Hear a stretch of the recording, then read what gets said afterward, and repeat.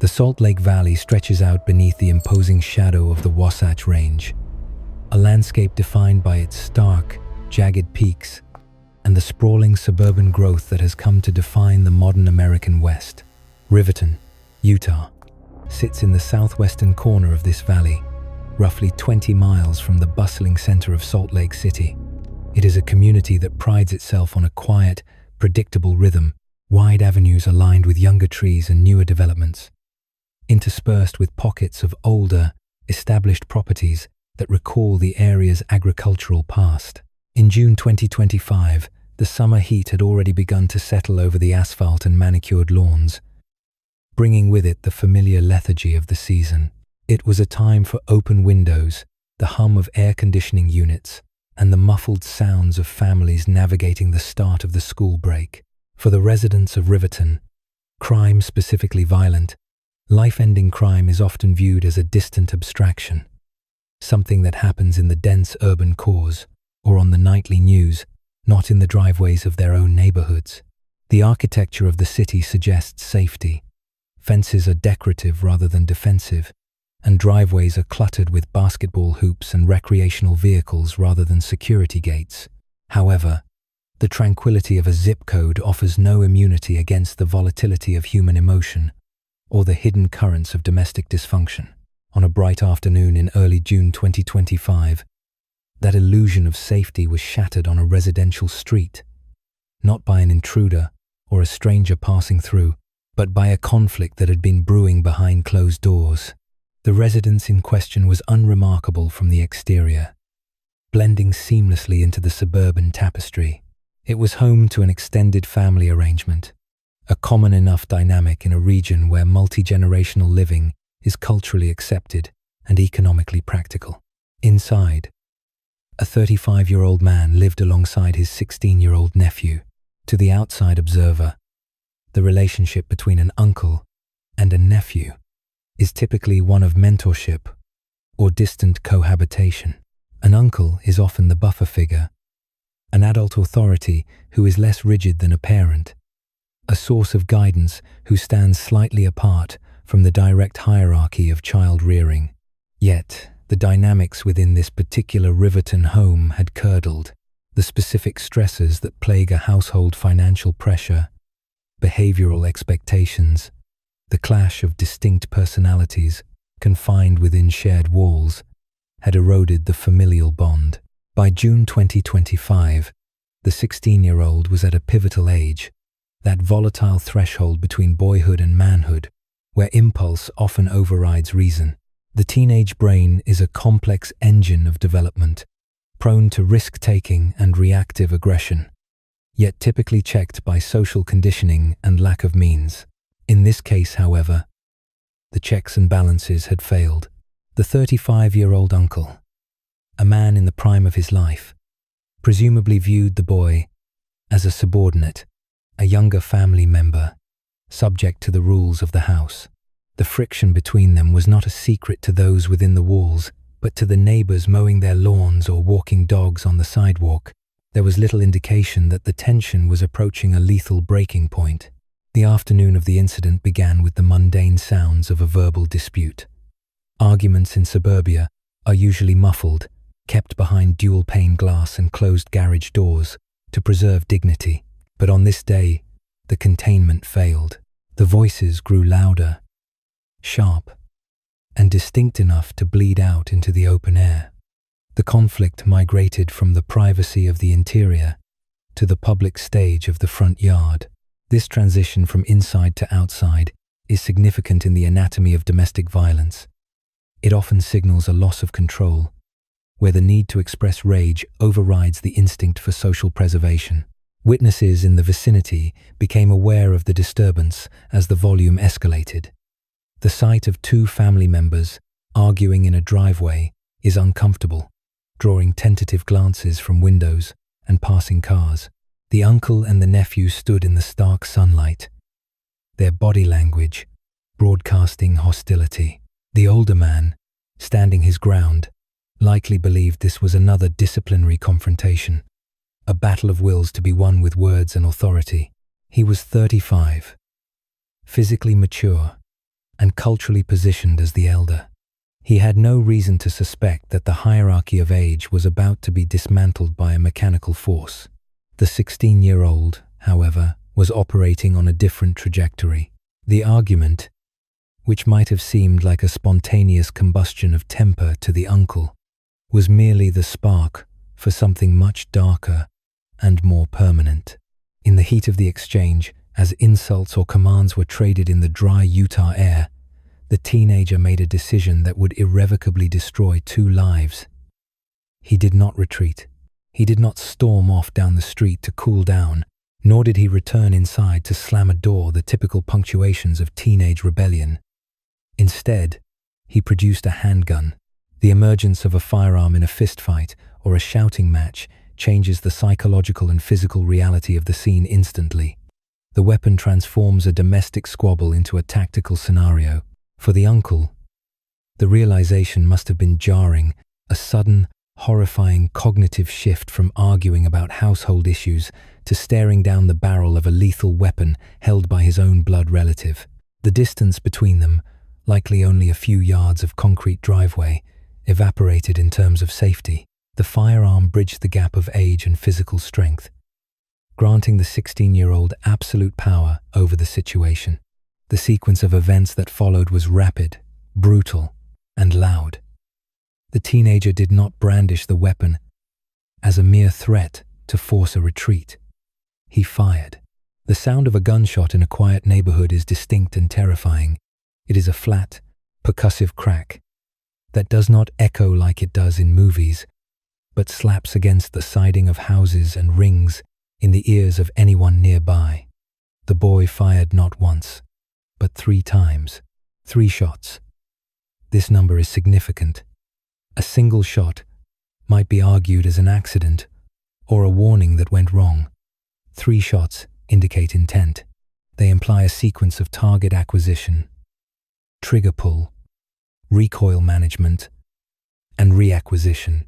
It is a deliberate cadence of violence. The 35-year-old uncle was struck. The kinetic energy of the bullets, knocking him out of the argument and out of his life. He collapsed on the familiar ground of his own residence. The mundane setting of the front yard instantly converted into a crime scene. The sudden silence that follows a shooting is often described as heavier than the noise itself. The shouting had stopped. The cracks of the gunfire had ceased. In their place was the aftermath. The victim lay on the ground, his future erased in a matter of seconds. The shooter, a 16-year-old boy who should have been worrying about high school grades or summer jobs, stood over a body that was no longer an uncle, but a casualty. Panic creates a specific type of chaos. The flight response took over. The teenager, having executed the act, did not remain to render aid or wait for the authorities. He fled the scene. The sight of a suspect running from a shooting injects a secondary wave of fear into a community. Neighbors who had heard the shots were now dialing 911, their fingers stumbling over screens, voices rising in pitch as they tried to convey the impossible reality of what had just occurred. The information flowed into the emergency dispatch center. Shots fired. Man down. Subject fleeing. Riverton's emergency services mobilized with the urgency that a warm gun call demands. Police cruisers, their sirens wailing and lights cutting through the afternoon glare, converged on the neighborhood from multiple vectors. Paramedics followed in their wake, staging nearby until the scene could be declared secure. Though for the 35-year-old victim, the window for survival was rapidly closing, if not already shut. The air filled with the cacophony of emergency response, the heavy diesel engines of fire trucks, the squawk of police radios, and the shouting of officers establishing a perimeter. The visual landscape of the street shifted from a quiet suburban tableau to a zone of containment. Yellow crime scene tape was unfurled, snapping in the breeze, demarcating the boundary between the public and the evidentiary. Officers moved with weapons drawn, scanning for the fled suspect, unsure if the shooter was still in the immediate area or if he had taken the violence elsewhere. The manhunt began immediately, a multi-agency response coordinating to close the net around the 16-year-old. In those initial confusing minutes, the narrative appeared straightforward to the casual observer. A domestic dispute gone wrong, a tragic instance of heat of passion violence, where a teenager snapped and accessed a weapon in a moment of blinding rage. It fit a certain tragic archetype. The troubled youth, the escalating argument, the terrible mistake. The community, watching from behind blinds and across the street, struggled to process the horror. They saw the end result of the violence, the body covered on the driveway, and the police swarming the yard. However, the true nature of the crime was not entirely visible in the blood on the concrete or the shell casings scattered near the lawn. The violence appeared spontaneous, a reactive explosion of temper, but beneath the surface of this chaotic afternoon lay a trail of digital and paper evidence that would soon tell a different story. The gun had not simply appeared out of the ether. It had a history. The boy's actions, while culminating in a frantic few seconds in the front yard, were anchored in decisions made well before the first shout was raised that day. As the initial shock began to fade into the procedural work of investigation, detectives and forensic technicians descended on the scene. They began the grim work of cataloging the evidence, the position of the body, the trajectory of the bullets, the location of the casings. But the most critical questions would not be answered solely by the geometry of the shooting. They would be answered by understanding how a 16-year-old boy came to possess the instrument of death in the first place. The why of the shooting was inextricably linked to the how. The sun began to dip lower in the sky, casting long shadows over the Riverton neighborhood, but the lights of the police cruisers continued to flash, illuminating the tragedy for all to see. A family was destroyed. A 35-year-old man was dead. A 16-year-old boy was a fugitive, soon to be a prisoner. And somewhere in the background, buried in records and transactions, lay the cold, hard proof that this was no sudden accident. The argument in the yard was merely the final act of a script that had been written in advance. The neighborhood, now a crime scene, waited for answers, unaware that the investigation would soon peel back the layers of a premeditated act that defied the simple explanation of a teenage temper tantrum. The tragedy was absolute, but the complexity of the malice was only just beginning to surface. Background noise of the investigation, the mechanism of justice began to turn, grinding through the procedural steps necessary to understand the origin of the violence.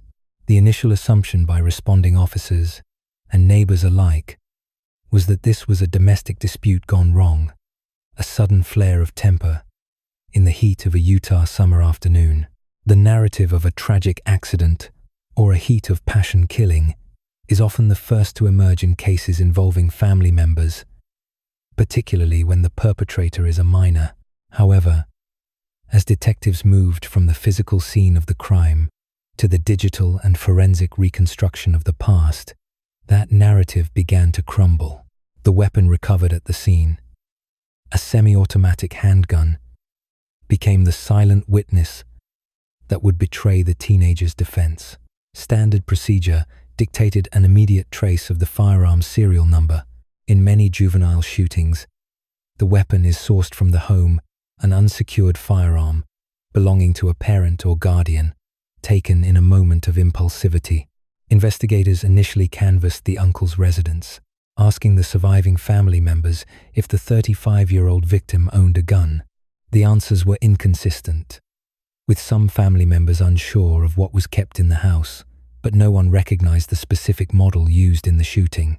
The Bureau of Alcohol, Tobacco, Firearms and Explosives provided the trace results within 24 hours, and the data pointed away from the victim.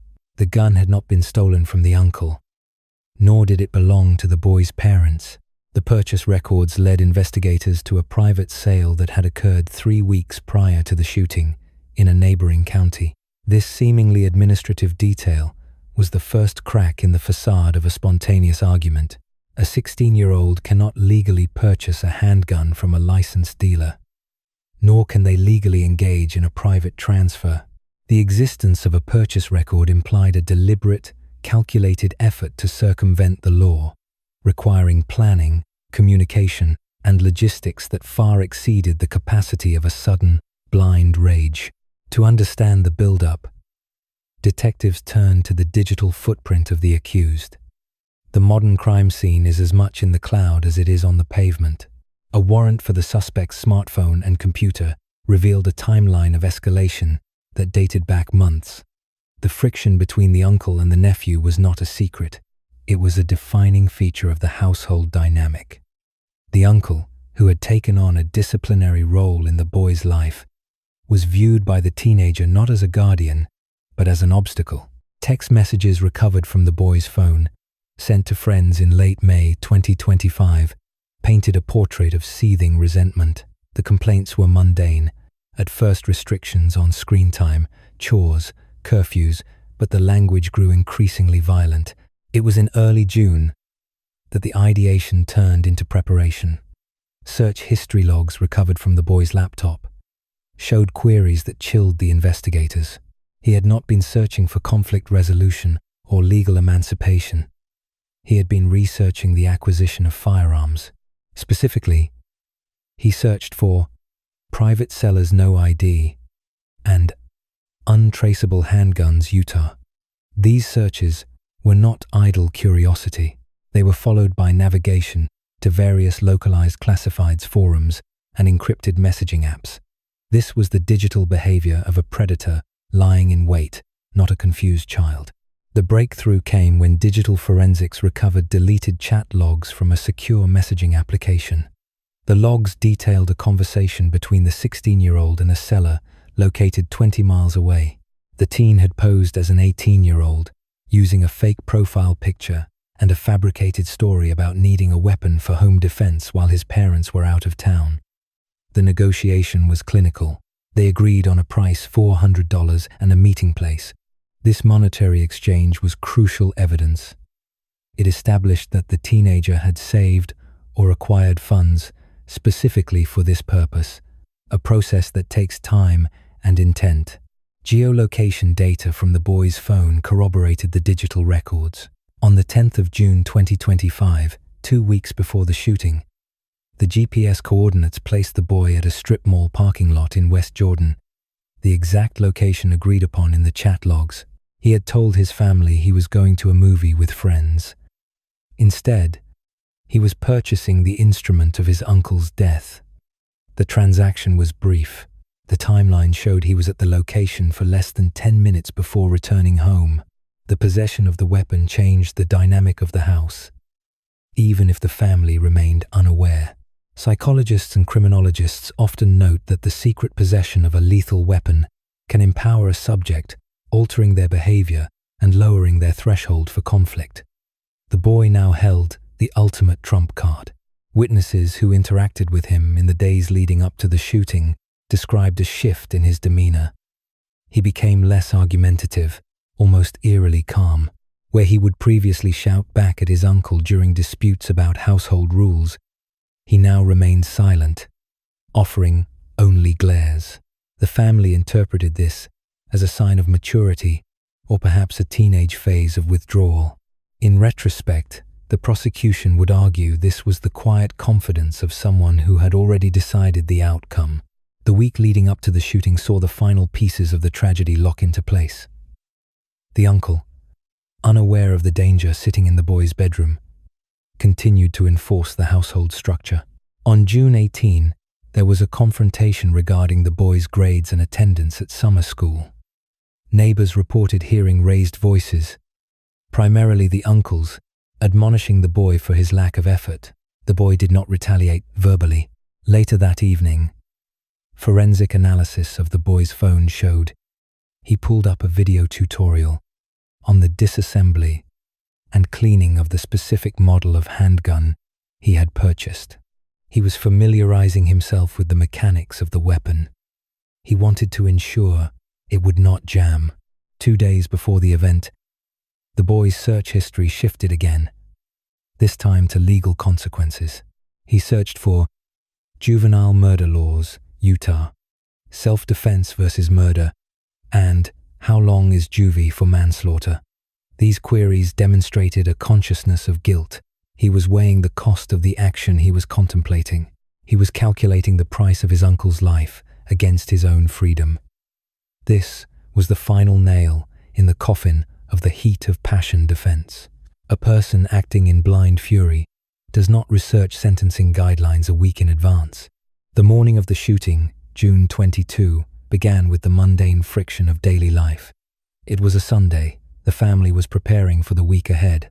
The uncle had compiled a list of yard work that needed to be done, a standard requirement for the teen living in the home. According to statements from other family members, the boy was resistant, sluggish, and disrespectful. The tension that had been simmering all month began to boil. But unlike previous arguments, the boy did not retreat to his room to sulk.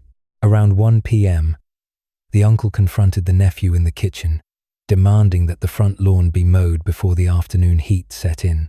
The argument was heated, but typical for their relationship. The uncle told the boy that if he lived under this roof, he would follow the rules. The boy reportedly sneered, made a derogatory comment, and walked out the front door. The uncle followed him, intending to ensure the work was started. What the uncle did not know was that the boy had not gone outside to start the mower. He had gone to a stash spot where he had concealed the weapon earlier that morning. The investigation revealed that the gun had been moved from inside the bedroom to a concealed location near the porch, likely inside a discarded planter or under a tarp, in anticipation of a conflict. This positioning was tactical. It allowed him to access the weapon without returning inside, where he might be cornered or locked out. As the uncle stepped onto the porch, continuing his lecture about responsibility and respect, the dynamic shifted irreversibly. The boy was standing in the yard, but he wasn't reaching for a lawnmower pull cord. He was creating distance, backing away to the center of the lawn, drawing the uncle out of the sanctuary of the home and into the open space of the killing ground. The distance was approximately 15 feet, close enough to be impossible to miss, far enough to prevent the uncle from physically disarming him. Witnesses, including a neighbor washing his car across the street, observed the change in the boy's posture. He wasn't slouching in defiance anymore. He was rigid. The uncle, realizing the boy wasn't complying, stepped down the porch stairs, his voice rising in frustration. He shouted for the boy to stop walking away and look at him. It was at this precise moment that the weeks of planning, the dark web searches, the parking lot transaction, and the silent resentment converged. The boy stopped. He turned to face his uncle fully. The neighbor reported that the boy didn't say a word. He simply reached into his waistband, or the location where the gun was staged. The motion was fluid, practiced. He didn't fumble with the safety. He had likely disengaged it beforehand, or practiced the motion until it was muscle memory. The sight of the gun froze the uncle. The realization of what was happening likely arrived only a split second before the first report cracked the suburban silence. The build-up was over. The planning phase had concluded. The execution phase had begun. The records would later show that the ammunition used was hollow point, a detail that further suggested an intent to cause maximum damage. Every step from the initial Google search to the stance in the front yard had been a choice. The system of checks and balances designed to prevent such a tragedy, laws against juvenile purchase, parental supervision, the sanctity of the family bond had been systematically dismantled by a 16-year-old boy with a grudge and a plan. The argument about yard work was not the cause. It was merely the cue. The script for this encounter had been written weeks ago, in the glow of a laptop screen and the clandestine exchange of cash for steel. The uncle was arguing about chores.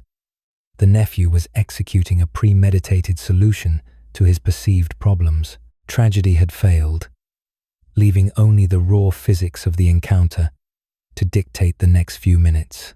It was a Tuesday afternoon in Riverton, a time when the suburban rhythms of Salt Lake County are usually defined by school dismissals and commuter traffic, not the sharp crack of gunfire.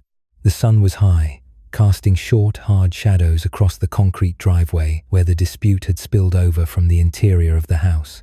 The temperature was climbing, typical for a Utah June. adding a layer of physical oppression to the heated emotional exchange taking place between the two family members. The argument itself, while loud enough to draw the attention of nearby residents, was initially indistinguishable from a standard domestic disagreement. Voices were raised. Posture became aggressive. The 35-year-old uncle stood his ground. Likely, assuming his seniority and physical presence were sufficient to command the situation. He was operating under the social contract that governs most family disputes. Words are exchanged, perhaps insults, doors might be slammed, but eventually the parties separate to cool off. He had no way of seeing the invisible timeline that his 16-year-old nephew was currently executing. A timeline that had begun weeks prior with the acquisition of the weapon and was now reaching its terminal point. The distance between them was short, a matter of feet rather than yards. This proximity is critical in forensic terms. It negates the need for expert aim and significantly increases the lethality of any projectile fired. As the verbal altercation reached its crescendo, the teenager's demeanor shifted. Witnesses often describe a moment of eerie calm that descends upon a shooter just before the act, a physiological switch where the sympathetic nervous system focuses entirely on the mechanical task at hand. The shouting from the boy ceased, replaced by the deliberate motion of drawing the weapon. There was no hesitation in the mechanics of the draw. The muscle memory involved suggested that the boy had practiced this motion, familiarizing himself with the weight and grip of the handgun long before this specific Tuesday. The uncle's reaction time was biologically insufficient to counter the threat. By the time the presence of the firearm registered in his visual cortex, the decision loop of the shooter had already closed. The barrel was leveled. The safety, if one was engaged, was deactivated. The first shot shattered the afternoon quiet.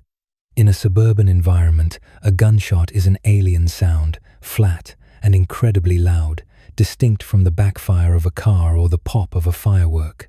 It echoed off the siding of the adjacent homes and rolled down the manicured street. The projectile struck the 35-year-old man, the kinetic energy transferring instantly and violently.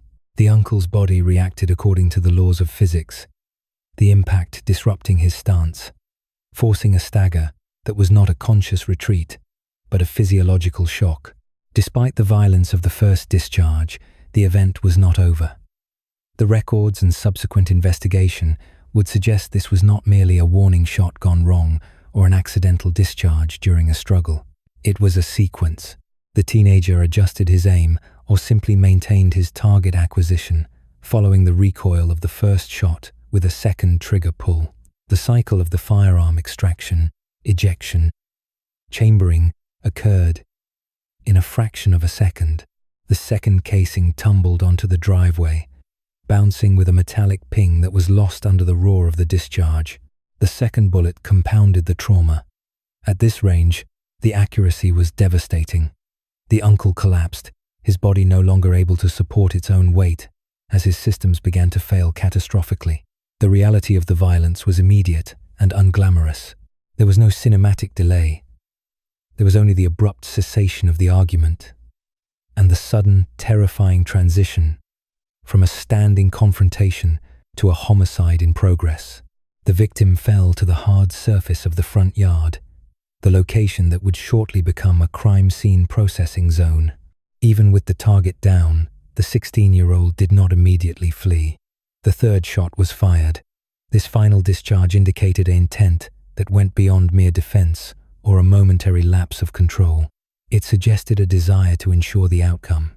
The sound of the third shot punctuated the end of the assault, leaving a ringing silence that rushed back into the void left by the gunfire. Smoke from the muzzle drifted in the still summer air, distinct and acrid, marking the position where the shooter stood. The physical damage inflicted upon the uncle was extensive. The hollow-point ammunition, designed to expand upon impact, created wound channels that were essentially unsurvivable given the vital structures compromised.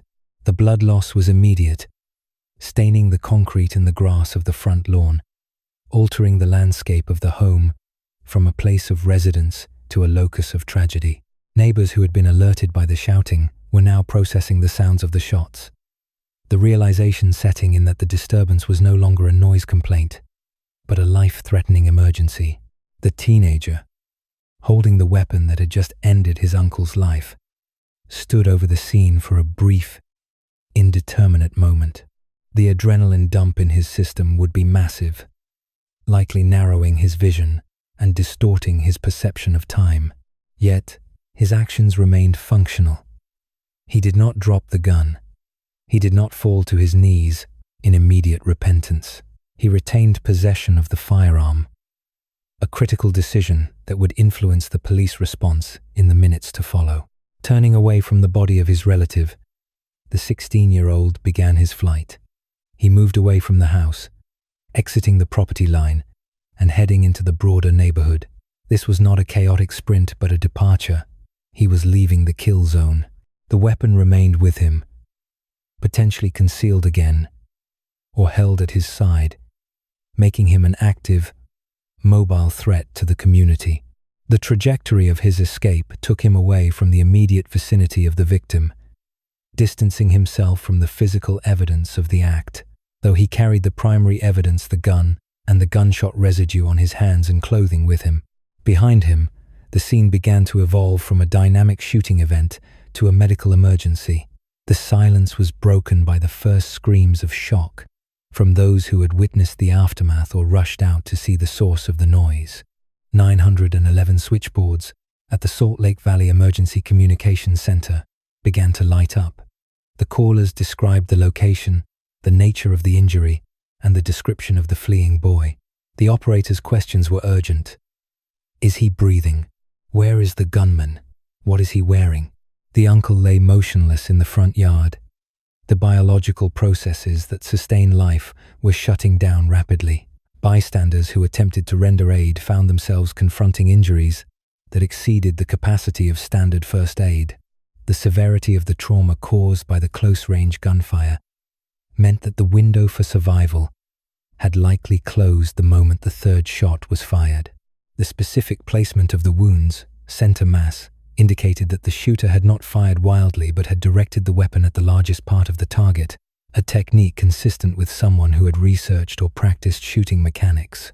As the boy moved through the streets of Riverton, the gap between the crime and the law enforcement response began to close.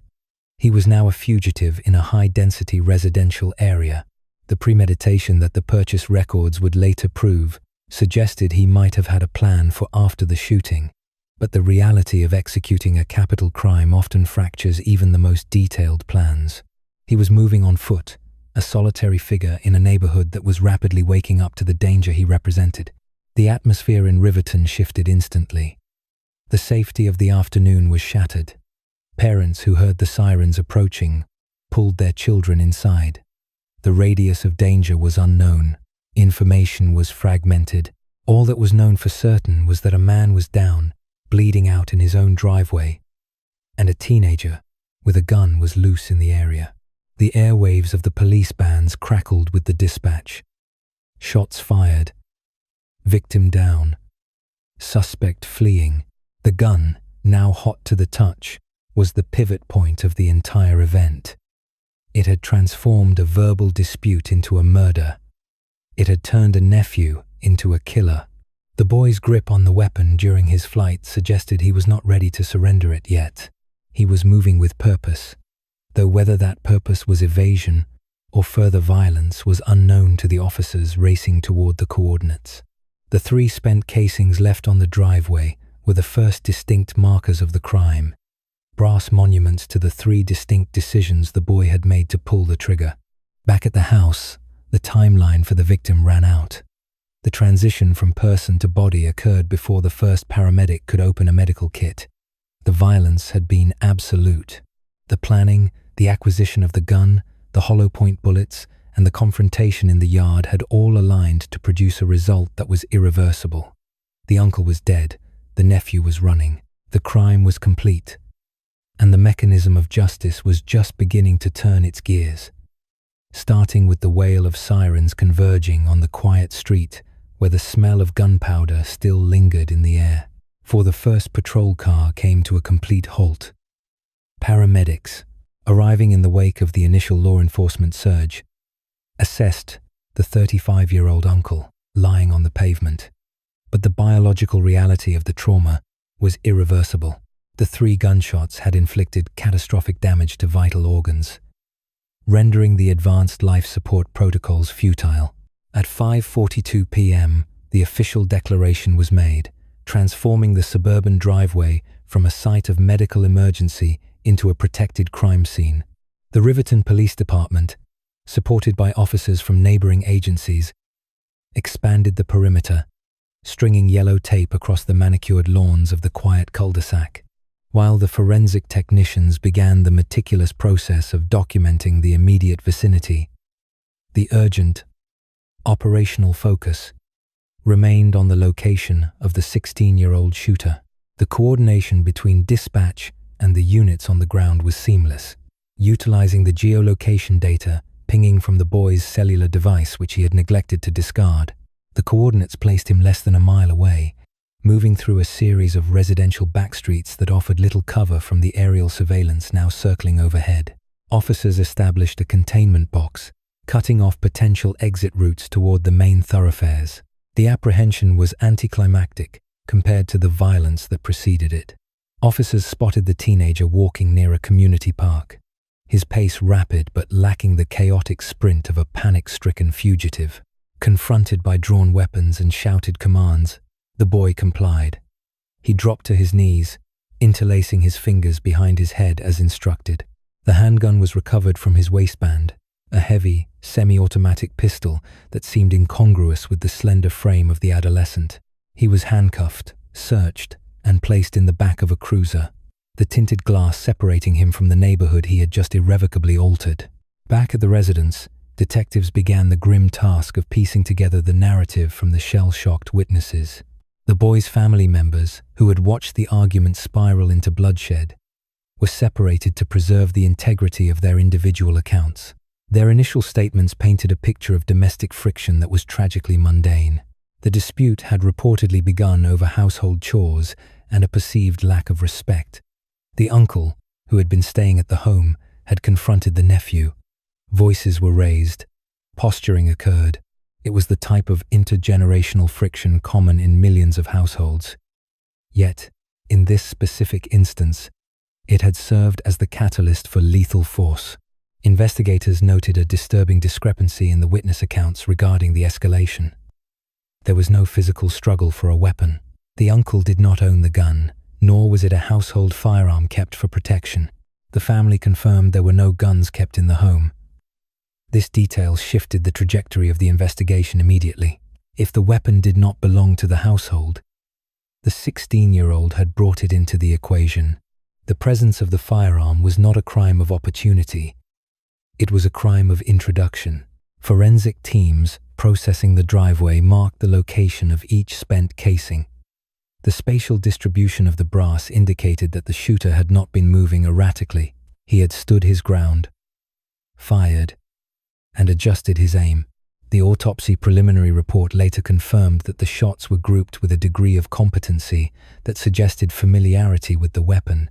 This was not spray-and-pray fire from a trembling hand. It was directed violence. The victim had been struck in the torso, the stopping power of the rounds ending the argument instantly. Once the suspect was processed at the station, the interrogation began. The boy, advised of his rights, offered a version of events that leaned heavily on self-defense and emotional overwhelm. He described a feeling of being cornered, of a verbal assault that felt threatening. He claimed he blacked out in anger and fear, reaching for the gun only to make the yelling stop. It was a classic heat of passion defense, designed to mitigate the severity of the charge from murder to manslaughter. He portrayed the shooting as a tragic, split-second lapse in judgment, fueled by adolescent hormones and fear. However, the physical evidence sitting in the evidence locker, the gun itself, began to tell a different story. Detectives ran the serial number through the Bureau of Alcohol, Tobacco, Firearms and Explosives e-trace system. The results provided the first crack in the boy's story of spontaneity.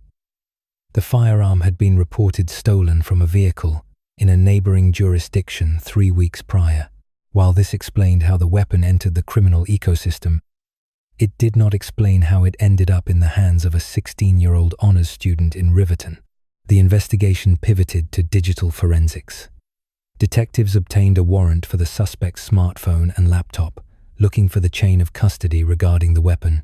It was here, in the cached data of encrypted messaging apps and browser history, that the facade of a sudden snap began to crumble. The focus shifted from the why of the argument to the how of the gun. Buried within a deleted chat log on a social media platform, investigators found a conversation dated 4 days before the shooting. The exchange was not with a gang member or a career criminal, but with an older acquaintance known to trade in illicit goods. The messages were transactional and specific. The 16-year-old had not asked for a gun for protection.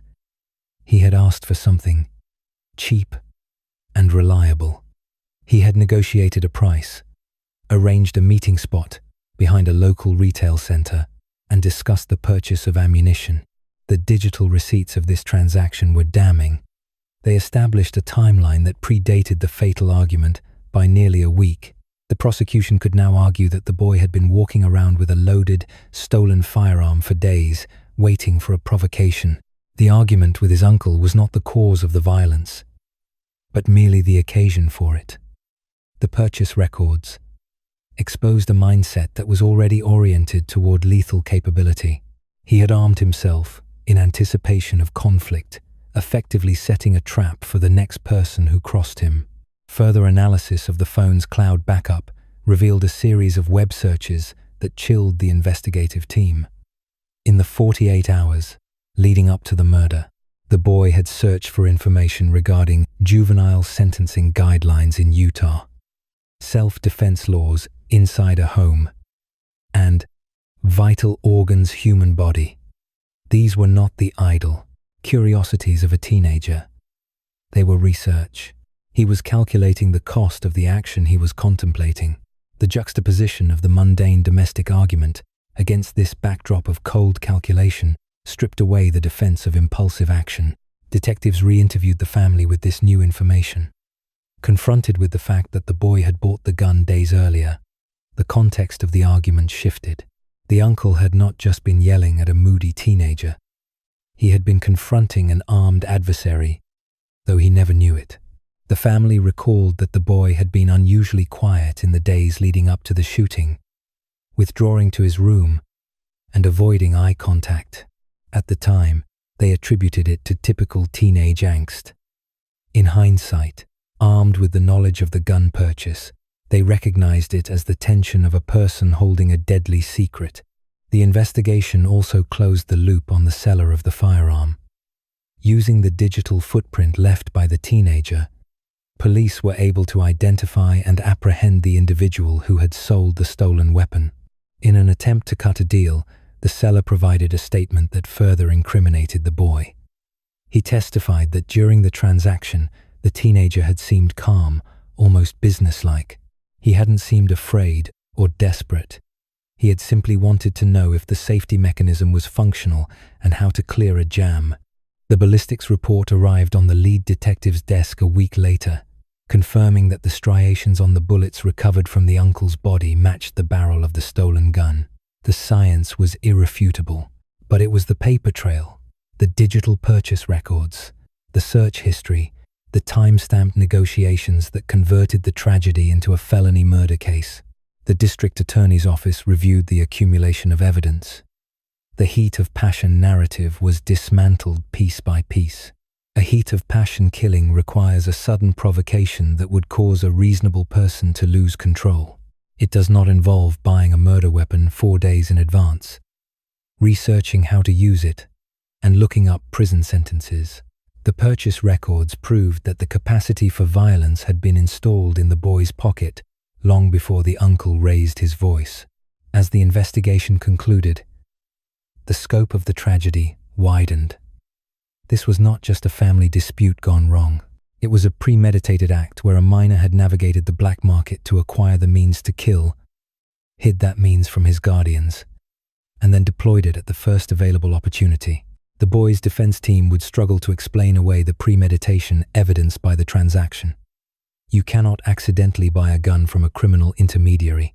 You cannot accidentally research the lethality of torso shots. The discovery phase of the case solidified the timeline. June 14th, the gun is stolen by a third party. June 20th, the boy initiates contact to buy it. June 21st, the exchange takes place. June 24th, the research into sentencing begins. June 25th, the uncle dies on the driveway. The investigation had successfully pulled the thread from the chaotic scene on the lawn back to the moment the money changed hands, proving that the death of the uncle was sealed the moment the boy decided to make that purchase. The argument was simply the trigger pull on a weapon that had been cocked for days. RD party from a vehicle parked outside a residence in West Jordan, roughly 10 miles from the Riverton home where the shooting would later occur. Police reports indicated the firearm, a compact 9mm semi-automatic pistol, was not reported missing until the following morning. By that time, it had already entered the subterranean economy of illicit weapon sales that flows beneath the Salt Lake Valley. Investigators traced the weapon's trajectory through a series of digital breadcrumbs that the 16-year-old suspect had failed to sweep away. While the defense initially postured that the shooting was a spontaneous reaction to a volatile domestic dispute, the data extraction from the boy's smartphone painted a portrait of a teenager who had been actively seeking a lethal implement for nearly a week prior to the fatal confrontation. Detectives utilized subpoenaed records from a peer-to-peer payment application to identify the transfer of funds. On June 16, 2 days after the initial theft, and several days before the murder, a transaction of $300 was authorized from the suspect's account to an individual known to local law enforcement for petty distribution offenses. The memo line for the transaction was left blank, but the timestamp correlated perfectly with GPS data, locating the boy's phone in a grocery store parking lot adjacent to the seller's known address. Surveillance footage from the commercial center captured a brief, grainy interaction between the teenager and an adult male in a sedan. The exchange lasted less than 45 seconds. The boy entered the passenger side empty-handed and exited with a weighted object concealed in the front pocket of his hooded sweatshirt. This video evidence proved pivotal, as it dismantled the narrative that the boy had simply found the gun or taken it from a family member in the heat of the moment. He had sourced it, paid for it, and transported it home with deliberate intent. The forensic analysis of the teenager's search history provided the second pillar of the prosecution's premeditation argument. In the 48 hours leading up to the shooting, the browser history on the boy's mobile device showed a chilling fixation on the mechanics of the weapon he had just acquired. Unlike a casual enthusiast, the queries were specific to the operation of the stolen model, including instructions on how to disengage the safety mechanism and clear chamber jams. More damning were the searches regarding the physiological impact of small arms fire. The snippet previously alluded to research on torso shots. Specifically, the forensic report detailed that the user had visited 3 separate anatomical diagrams and forums discussing vital organ placement and the stopping power of 9mm ammunition. This was not the idle curiosity of a child, but the preparation of a combatant. The timestamps showed these searches occurred late at night, often while the rest of the household, including the 35-year-old uncle, was asleep. When the confrontation finally erupted in the front yard in June 2025, the physical evidence at the scene corroborated the calculated nature suggested by the digital footprint. Crime scene technicians marked the location of 3 spent shell casings. Their distribution on the lawn told a geometric story of the shooter's stance. The casings were clustered closely together, indicating that the shooter had not been moving erratically or firing wildly while retreating. Instead, the pattern suggested a planted, stable firing position. The boy had stood his ground.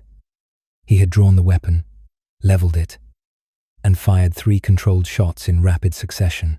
There were no warning shots fired into the air or the ground. Every round was directed at the target. Ballistics experts later matched these casings to the recovered firearm, which was found discarded in a storm drain 2 blocks from the residence. The striations on the bullets recovered from the victim's body provided a 100% match to the barrel of the stolen 9mm. Furthermore, the autopsy report offered a grim confirmation of the boy's internet research.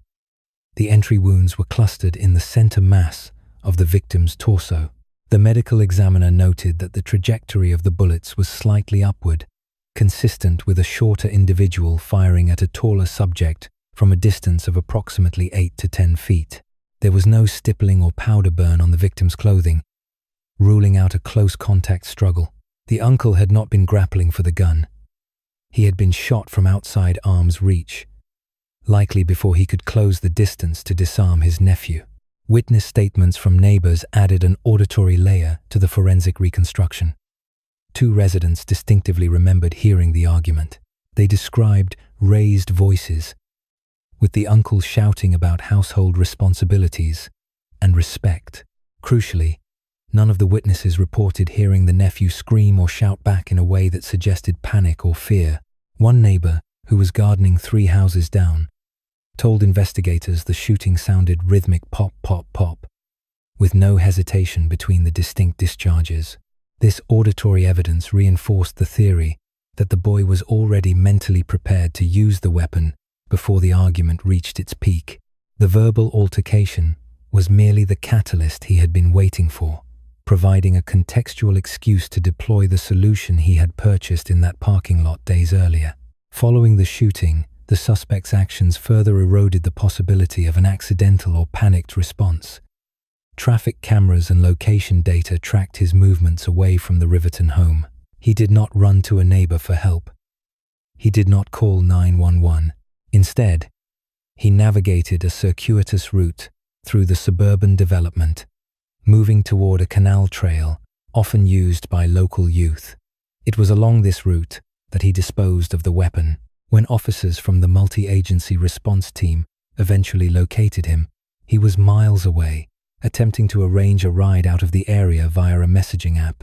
The text logs recovered from this time frame showed him messaging a friend, simply stating, "It's done," followed by a request for a pickup at a discrete location. The absence of remorse or shock in the immediate aftermath was noted by the arresting officers. Body camera footage of the apprehension showed the 16-year-old surrendering without a struggle, his demeanor described in the arrest report as detached and flat. He did not ask about his uncle's condition.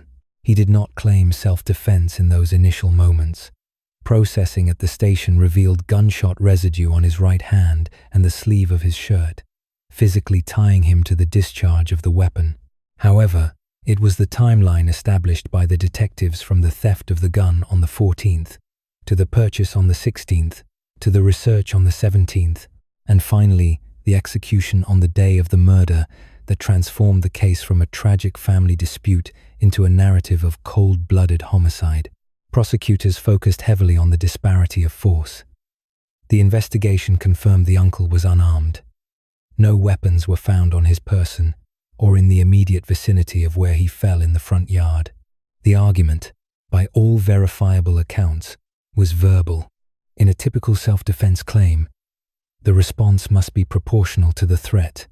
Introducing a concealed, illegally obtained firearm into a shouting match represented a gross disproportion of force. The legal team for the state argued that by bringing the gun to the argument, by having it loaded and accessible on his person, while engaging in the dispute, the teenager had pre-decided the outcome. He had created the conditions where lethal force became the inevitable conclusion of a disagreement. The digital forensic team also uncovered a series of deleted notes on the suspect's phone. Although the content had been scrubbed from the active memory, data recovery specialists managed to retrieve fragments of a manifesto-style entry drafted the night before the shooting.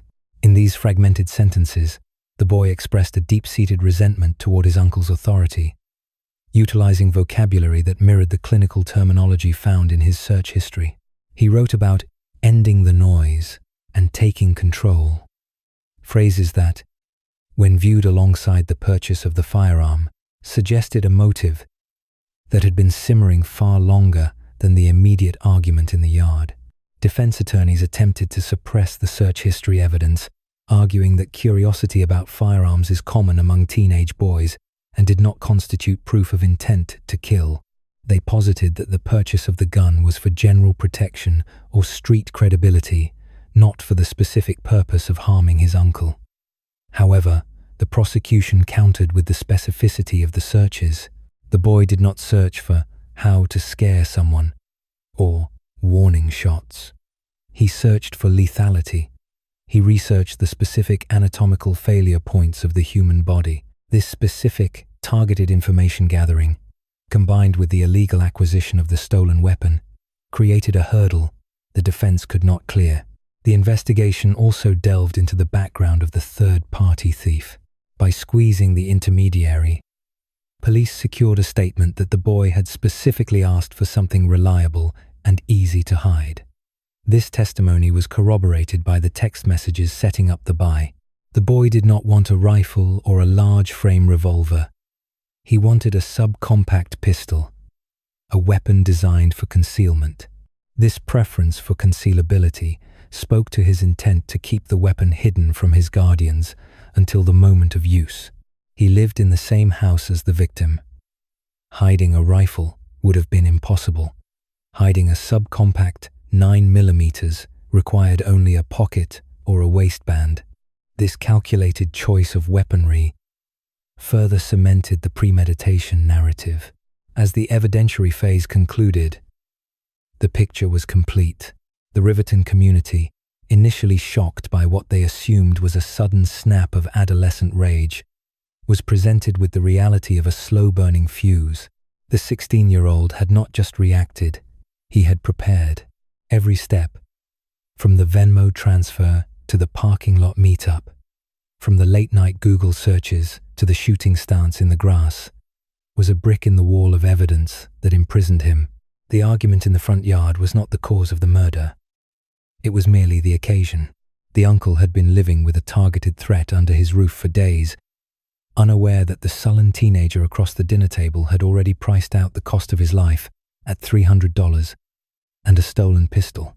The accumulation of these records, financial, digital, and ballistic, stripped away the veneer of juvenile impulsivity, leaving only the cold mechanics of a planned execution.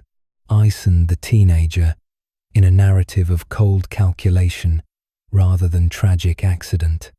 The Salt Lake County District Attorney's Office acted swiftly, reviewing the collected digital footprint and the firearm trace reports. While the offender was only 16, the deliberate nature of the acquisition occurring weeks before the fatal confrontation triggered the mechanisms of the Serious Youth Offender Act.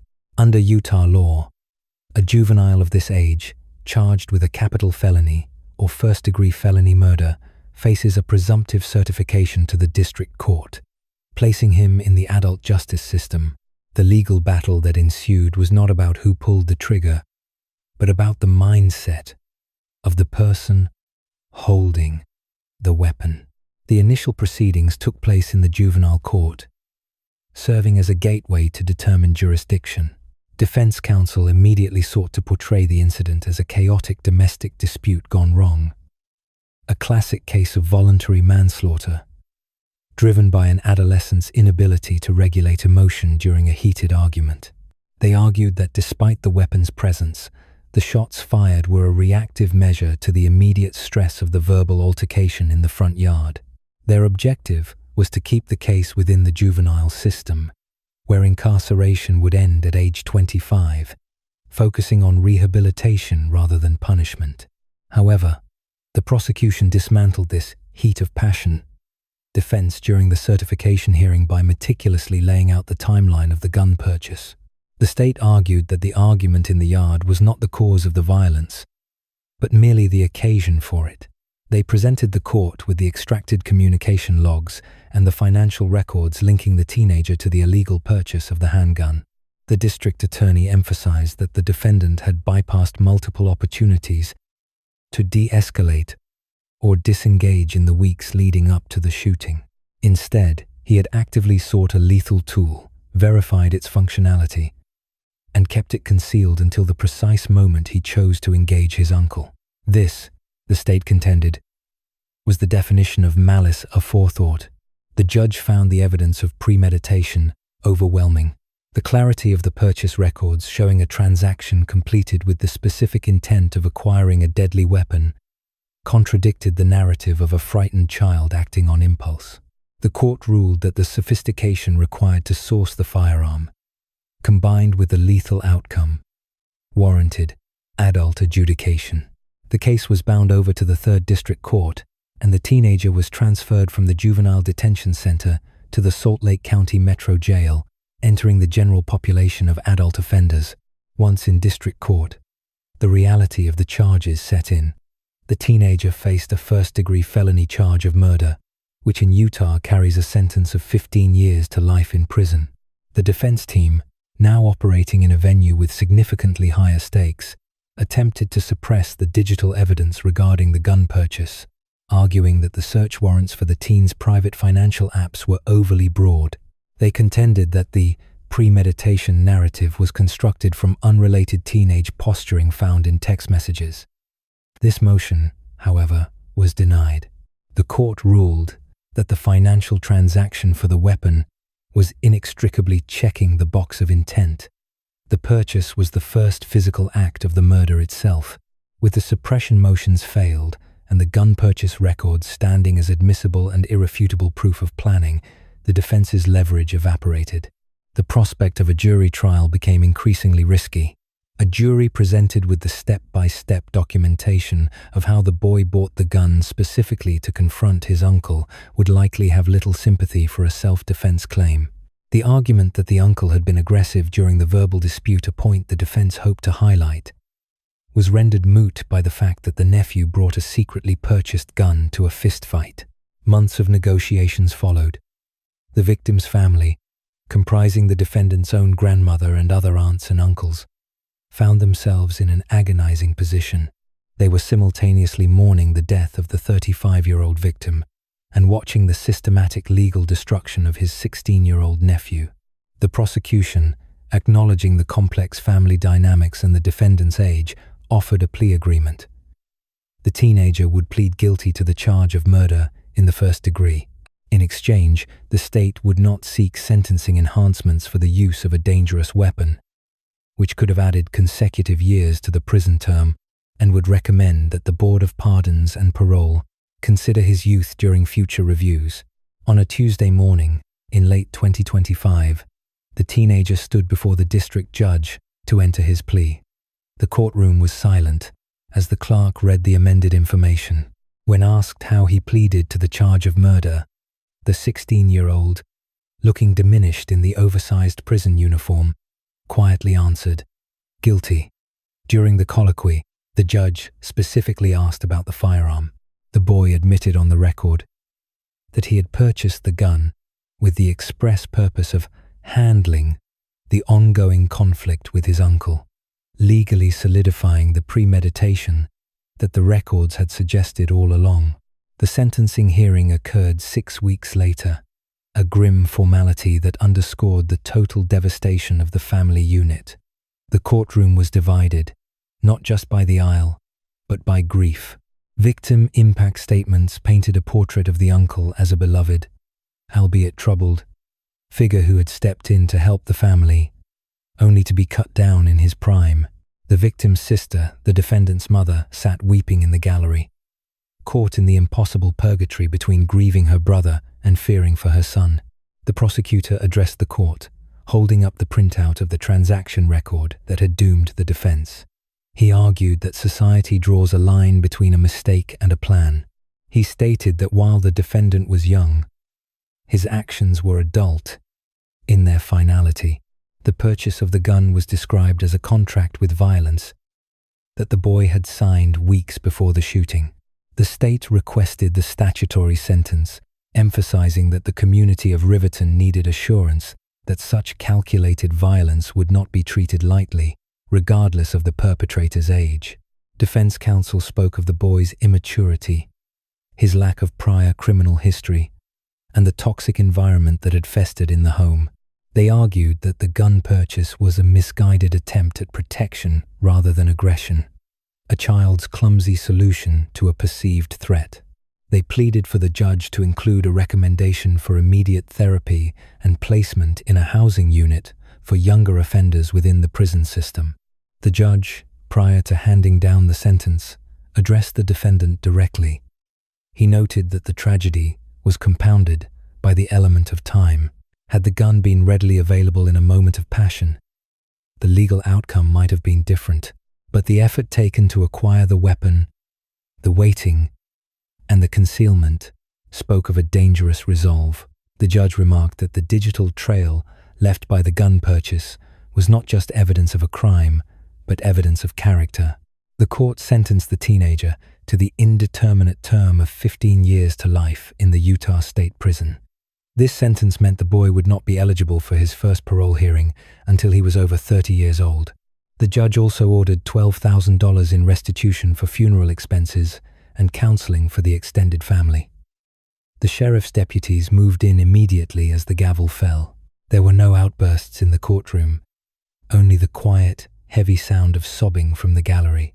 Following the sentencing, the physical transfer of the inmate completed the legal trajectory.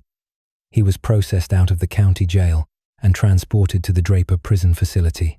Because of his age, he was initially placed in a youthful offender program within the maximum security perimeter, a segregated unit designed to prevent victimization by older inmates while still enforcing the rigors of adult incarceration. The legal outcome had sealed his fate, transforming a high school sophomore into an inmate number. The case of the Riverton shooting concluded, not with a mystery solved, but with a harsh spotlight on the accessibility of firearms and the permanence of digital evidence. The gun purchase records, initially just lines of code in a banking app, had become the bars of the cell. The investigation proved that in the modern era, premeditation leaves a trail that cannot be erased by claiming a sudden loss of control. The 16-year-old had thought he was buying power and protection. The law determined he had purchased a life sentence. The argument in the front yard, once the focal point of the neighborhood gossip, faded into a footnote, overshadowed by the undeniable proof that the end had been written long before the beginning. Nung history served as the final nail in the coffin of the defense's narrative, stripping away the possibility of accidental manslaughter and cementing the reality of cold calculation.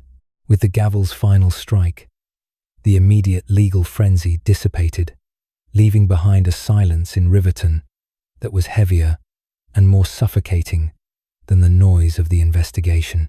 The legacy of the June 2025 shooting is not written in the court transcripts, but in the hollowed-out existence of the family left behind and the altered psyche of a quiet Utah suburb.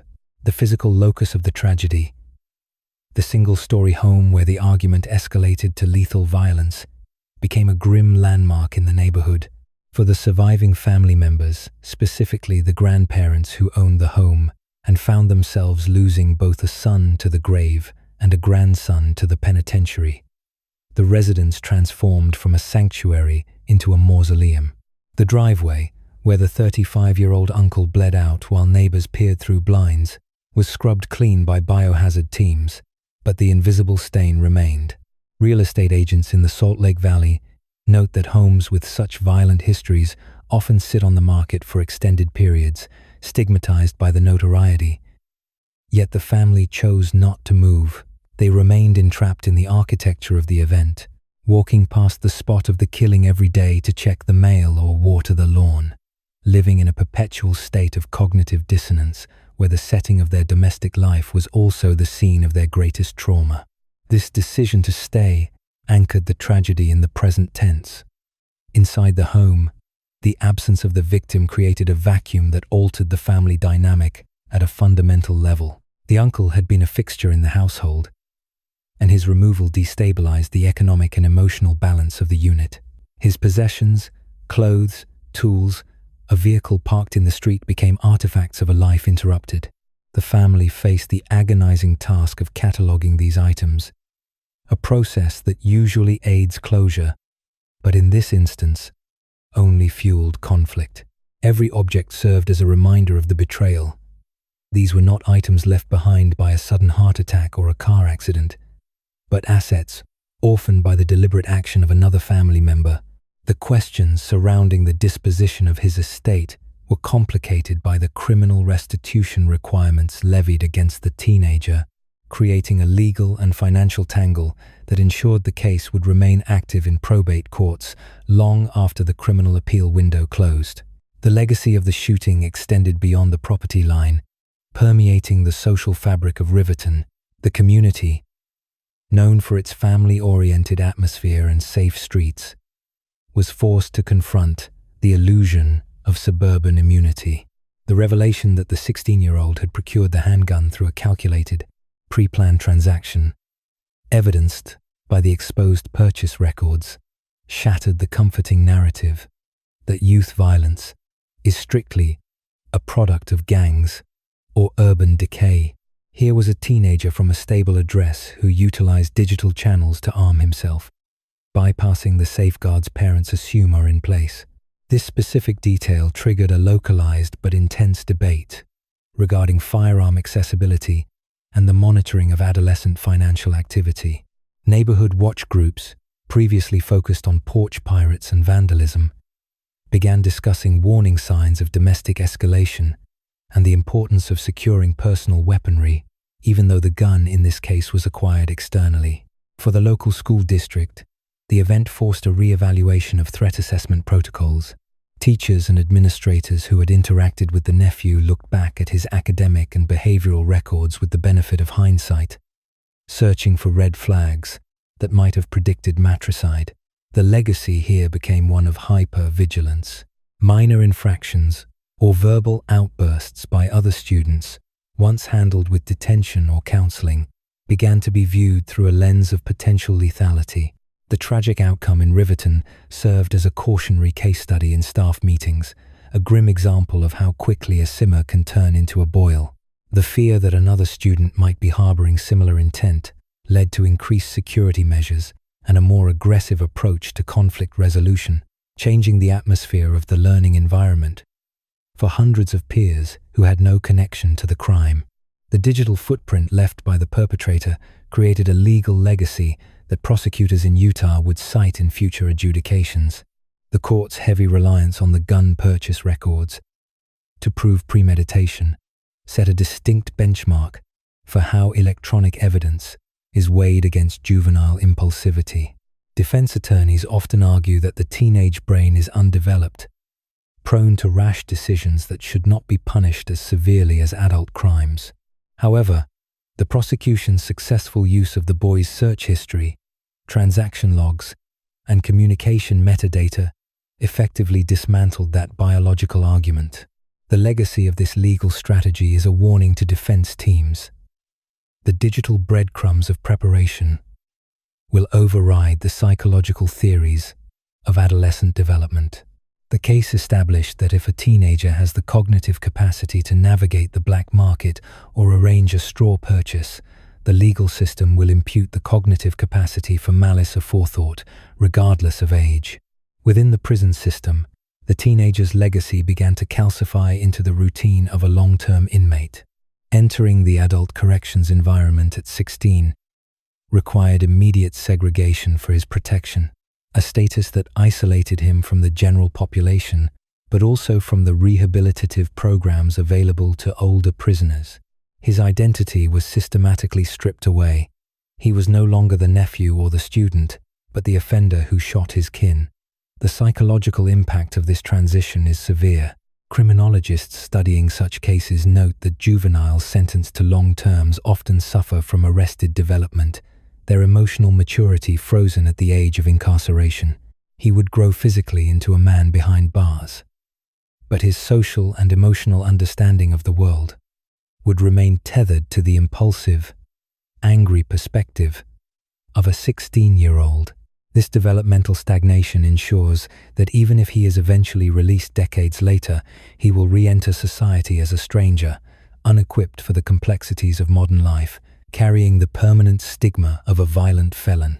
The family's relationship with the incarcerated teen represents perhaps the most painful aspect of the case's legacy. The parents and grandparents were placed in an impossible emotional bind. To support their child, grandchild was to betray the memory of the murdered brother.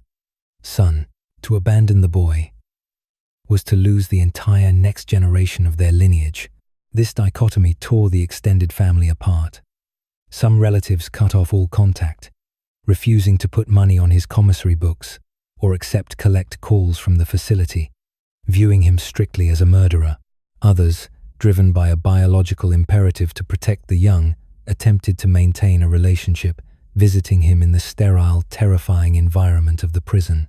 These visits were fraught with tension, the conversations superficial, avoiding the one topic that defined their interaction: the killing. The legacy of the shooting was a permanent fissure in the family tree, a branch lopped off and cauterized, leaving a scar that would define the family narrative for generations. Financially, the aftermath decimated the family's resources. The legal defense for a murder trial is astronomical, often requiring the liquidation of retirement accounts and the mortgaging of assets. Even with a public defender, the ancillary costs of the judicial process, psychological evaluations, expert witnesses, and the loss of income due to court attendance and grief drained the household. The uncle, who had contributed to the household income, was gone. The result was a downward socio-economic spiral for the survivors. The legacy of the crime was not just emotional grief, but tangible poverty, a reduction in the quality of life for the innocent family members who were left to pay the price for the teenagers' actions. This economic hardship added a layer of bitterness to the grief, a daily reminder of how one person's decision had stolen not just a life, but the future stability of the entire group. The broader societal conversation in Utah regarding the case eventually faded from the headlines, replaced by newer scandals and fresher tragedies. However, in the legal databases and criminal justice classrooms, the case remained relevant. It became a reference point for the intersection of technology, juvenile justice, and familial homicide. The gun purchase records aspect became a specific teaching point for investigators, illustrating the necessity of subpoenaing financial apps and third-party payment platforms immediately upon opening a homicide file. The case proved that in the modern era, the weapon is often bought with data before it is bought with cash, and the trail of intent is laid down in binary code long before the trigger is pulled. For the uncle, the victim of this senseless act, the legacy is one of silence and unfulfilled potential. His name is etched on a headstone in a Riverton cemetery, a plot visited less frequently as the years grind on. The shock of his death transitioned into a dull, accepted fact of history. Friends who once posted fervent tributes online eventually moved on with their lives, their memories of him fading into the background. He became a cautionary tale told to other nephews, a tragic figure in local lore. The finality of his death stands in stark contrast to the ongoing, evolving misery of the perpetrator. The victim's suffering ended in the driveway, the family's suffering, and the shooter's punishment stretched out toward an unseen horizon. Ultimately, the legacy of the June 2025 shooting is the destruction of the concept of home for everyone involved. The teenager destroyed his home by turning it into a crime scene.